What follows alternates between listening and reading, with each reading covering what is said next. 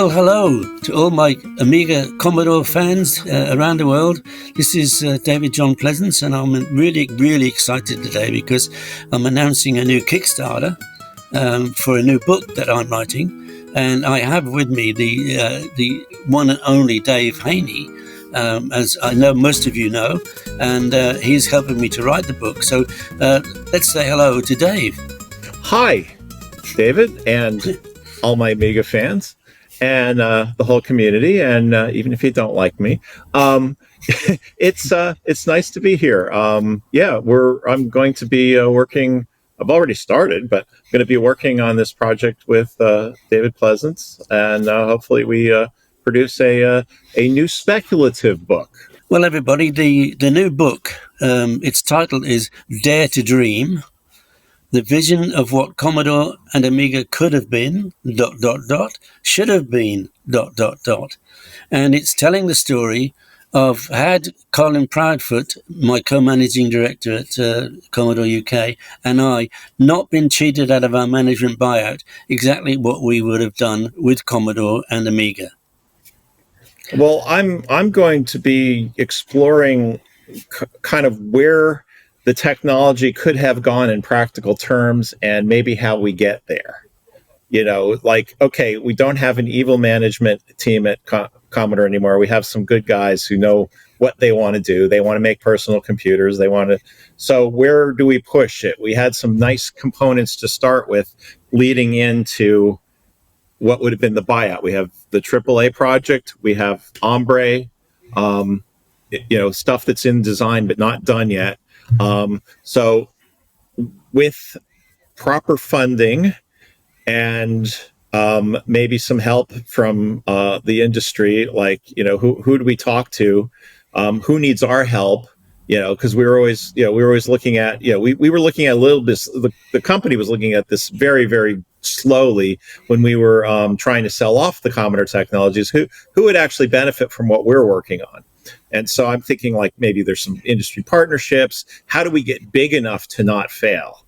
Is kind of the way I'm looking at. And how do we, how would we have tried to keep Amiga going as long as we could have kept it going? What might we have done differently than it actually happened at Commodore? Well, of course, that was going down the tube. So, we probably wouldn't want it to do that. Yeah, well, we're very lucky because we have the benefit of hindsight. We are now aware of so much more new technology that has been developed over the years. And one big difference that I could guarantee, had we won the management buyout from the previous management, is that we believed 100% in collaboration.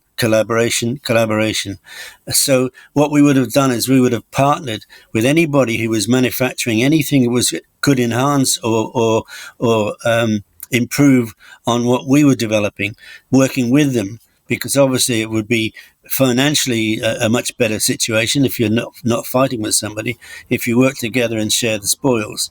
So with the benefit of hindsight, this book is going to be really, really intriguing, because in some ways it's a bit fictional, but it won't be fictional because these are things that we would have done. Yeah, it's a little science fiction, but that's why I call it speculative fiction. Starting here, here's the direction we would have liked to go in. And of course, we're going to write about what things going wrong, not so much, maybe a little bit, but things going right, because of course we don't want to tell you another depressing story, since if we're going to extrapolate, we're going to make things come out well. But that's kind of the gist of the project. I'm actually reading through all the Ombre stuff now, but I mean, I already knew that. We were working in 1993, in 1994. Ed Hepler was working on a GPU. Now, a real GPU, Turing complete GPU. Go out and look and see when the first one of those actually came out in the mainstream of personal computing, and you'll see it wasn't until like 1999 with Sang Labs. I mean, not Sang Labs, with NVIDIA.